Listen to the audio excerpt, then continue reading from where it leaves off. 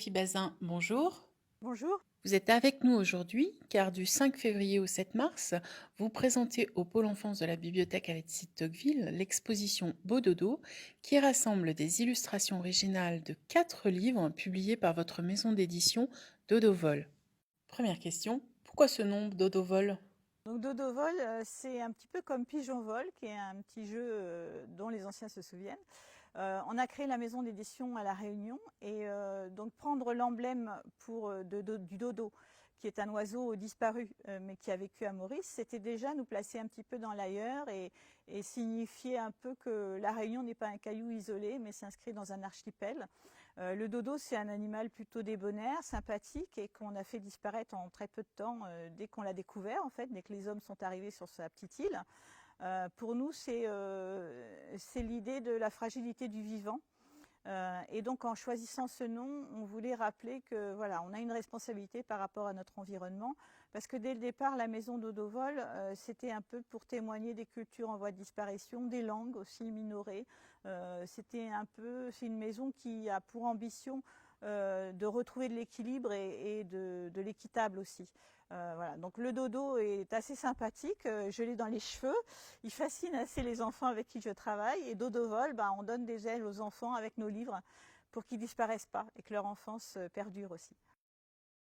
Le parti pris donc de votre maison d'édition Dodovol, c'est de publier des livres bilingues français-malgache. Pourquoi ce choix? Alors on a vécu à Madagascar et on s'est aperçu en fait à ce moment-là que dans les bibliothèques malgaches qui étaient approvisionnées par l'EIF, il y avait surtout des livres en français alors que les enfants qui fréquentent ces bibliothèques sont des enfants malgachophones. Et il nous a semblé nécessaire en fait de rééquilibrer un peu les choses et de faire des livres qui soient à la fois en français mais aussi en malgache pour que les enfants voient leur langue s'incarner dans des beaux objets aussi beaux que les livres en français qui sont à côté. Et aussi, ça nous permet de faire prendre conscience un peu au lectorat francophone de la chance qu'ils ont, parce que le droit à la culture, on en parle beaucoup ici, mais en fait, dans les pays du Sud, quand il n'y a pas de marché, il n'y a tout simplement pas de livre dans la langue des enfants. Donc c'est aussi une volonté forte qu'on a, on appelle ça l'édition solidaire, c'est faire changer le regard des lecteurs francophones sur le livre bilingue, leur faire prendre conscience qu'en fait, quand ils achètent un livre bilingue, ils soutiennent un éditeur qui travaille aussi pour les enfants du Sud et c'est beaucoup plus profitable pour les économies du Sud que les dons de livres qui viennent souvent fragiliser des marchés très précaires sur place. On va parler un petit peu de votre exposition. Sur le plan artistique, elle donne vraiment un aperçu de la diversité des ouvrages que vous publiez, diversité des techniques, mais aussi diversité des artistes. Pourriez-vous, par exemple, nous parler des gravures sur bois de Zanorizoa Rajoana? Oui, alors Zanou Radzon, donc c'est une graveuse malgache qui vit en France. Et Isania Muntan, le livre qu'on a fait avec elle, c'est une petite comptine pour apprendre à compter que les enfants utilisent à Madagascar en jonglant avec des graines. Et donc c'était une envie qu'elle avait d'illustrer cette comptine, de travailler dessus. Et nous aussi, on avait envie de faire un livre sur cette chose-là. Donc elle a réalisé un travail en gravure sur bois, elle a gravé plus de 80 planches de contreplaqué, puisqu'en xylogravure, chaque couleur doit avoir une plaque spécifique.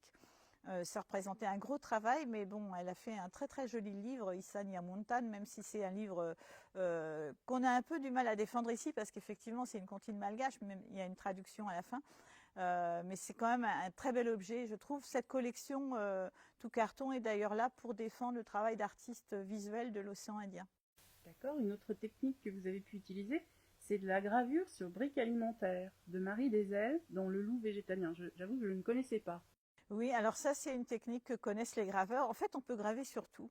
On peut graver sur le polystyrène, sur le rhodéide et aussi bien sûr sur les briques alimentaires. Moi, c'est une chose que j'utilise beaucoup avec les enfants parce que c'est un matériau pas cher, pas fragiles, qu'on peut facilement transporter, y compris dans des coins de brousse difficilement accessibles. Alors on ne peut pas faire beaucoup de tirages puisque la matrice va s'abîmer assez vite, mais nous souvent on fait un tirage ou deux, ça nous suffit et c'est très ludique en fait. C'est quelque chose que j'aime bien mettre en œuvre dans les ateliers.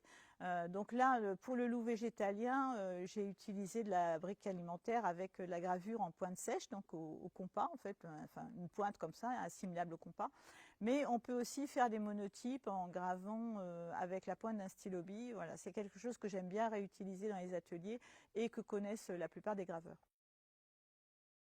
Vous animez donc des ateliers en milieu scolaire notamment, qui peuvent donner naissance à des ouvrages collectifs, comme le Merle blanc ou la fabuleuse parcelle de Monsieur Isidore. Pourquoi ces collaborations, ça vous apporte vraiment des choses, j'imagine?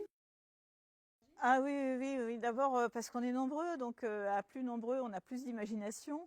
Les enfants ont une énergie aussi, ils ont une créativité qui est beaucoup plus libre que celle d'adultes souvent. Et puis aussi, ce sont des partenariats. Donc par exemple pour Monsieur Isidore, le fait qu'on ait des publics scolaires qui soient impliqués à la fois en France, en Normandie et à Madagascar, dans la région Atsinan, ça nous permet de bénéficier du soutien à la coopération décentralisée. Donc c'est plus qu'un livre en fait, c'est tout un projet d'échange, d'interculturalité. Mais moi personnellement, vraiment le travail en atelier avec les enfants m'apporte beaucoup parce que je leur enseigne des techniques, mais je reçois beaucoup de leur énergie et de leur imagination aussi. Ça doit être un beau moment de partage. Oui, oui. Là, je reviens d'une semaine à l'essai avec les enfants du collège de l'essai et ben, cette période-là où tout le monde est un peu tristouné, franchement, passer une semaine avec un public d'enfants, voilà, c'est vraiment du bonheur. Ah, ça, j'imagine. Donc malheureusement, en ce moment, effectivement, on ne peut pas vraiment voyager sauf par procuration. Donc pour terminer, on vous propose en fait de nous emmener un petit peu à Madagascar avec un petit jeu, celui du portrait chinois à la sauce malgache. Donc pour commencer, si vous étiez un mot en langue malgache. Timanine, ça veut dire c'est pas très grave. Voilà, c'est souvent ce que je réponds quand on me demande mon nom, parce que sinon après je me fais désigner par tous les gamins du village, donc ils me demandent comment tu t'appelles et je dis c'est pas grave, Timanine. Et donc si vous étiez une plante poussant à Madagascar. Alors si j'étais une plante, je serais la Centella asiatica. C'est une plante de là-bas, mais c'est surtout la plante qui est à l'origine du madécassol, qui est un onguent, un cicatrisant qui a été mis au point par le professeur Ratsimamang à Madagascar pour soigner notamment les malades de la lèpre. Et ce madécassol a eu une grande vie, une belle histoire, parce que comme il a été une très grande réussite thérapeutique et commerciale, il a permis au professeur Ratsimamang de créer un institut d'études des plantes botaniques de Madagascar, qui aujourd'hui encore est un institut, l'INRA, un institut important pour la recherche locale. Voilà, donc je trouve qu'une petite plante a permis la réalisation d'une belle chose. Et un animal, puisqu'il y en a plein à Madagascar. Alors j'ai beaucoup réfléchi à cette question-là. Je crois que je choisirais la Nephila madagascariensis. Donc c'est une grande araignée en fait, avec des pattes très fines et elle fait un fil doré, un fil de soie dorée qu'on peut utiliser pour le tisser. Alors c'est très très long à faire. Ça se faisait pas mal au début du XXe siècle à Madagascar. Il y avait des élevages de cette araignée pour faire des étoffes de luxe. Hein. Ça donne une soie très résistante et très chatoyante. Aujourd'hui, c'est exposé dans des musées. Il y a encore quelques pièces qui sont fabriquées. Mais il faut relâcher toujours l'araignée parce que si on la tient en captivité, elle dépérit. Donc j'aime bien cette idée qu'on peut la faire travailler, mais il faut quand même lui ménager des espaces de liberté. Et puis l'araignée, ça correspond aussi à une petite bête, grand territoire, c'est un animal qui se déplace. Voilà, ça me ressemble assez. Et du coup, ça se déplace dans des paysages, donc un paysage malgache. Un paysage malgache, il y en a un que j'aime beaucoup. C'est les endroits où on fabrique les briques. Donc ça se trouve en périphérie d'Antananarive, hein, la capitale. Et en fait, c'est une grande richesse d'avoir cette argile parce que du coup, les maisons qu'on fabrique sont en briques rouges et même quand elles se dégradent, elles restent belles. Je trouve que Antananarive est une capitale magnifique et c'est grâce à ces paysages de briqueterie. Et quand on se rend là-bas à la saison où les briques sont fabriquées, donc elles sont cuites sur place, C'est absolument merveilleux. On se croirait dans un paysage de Lego en grandeur nature. Il y a des tas partout qui fument. Il y a la paille de riz qui sent bon. Enfin, c'est un endroit qui me transporte à chaque fois que j'y vais. Des couleurs et des odeurs, donc. Des couleurs et des odeurs, oui. Et de très belles lumières aussi, parce que le ciel de Tana est un ciel très changeant. Un ciel d'altitude aussi, hein, puisque la capitale est en altitude. Donc c'est vraiment un endroit assez fabuleux à visiter. Eh bien, enfin, pour nous faire saliver après les odeurs et les couleurs, si vous étiez une spécialité culinaire malgache. Alors il y en a beaucoup, donc je pourrais vous dire Oumaza, vous rave toutes, mais ça ce serait un peu classique. Je préfère vous dire moufboln. Moufboln, c'est pain ballon.